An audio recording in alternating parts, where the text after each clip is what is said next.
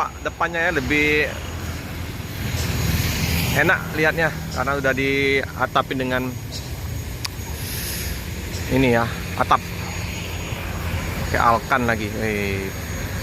Penumpang udah mulai berdatangan, udah setengah 10 belum ya, jam 9 lewat ini.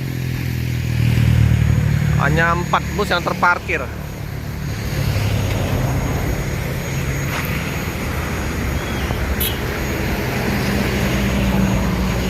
Kita menuju ke MHD 164. Ini Bogor.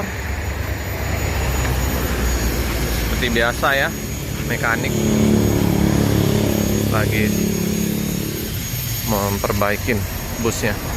MHD 171, MHD 160.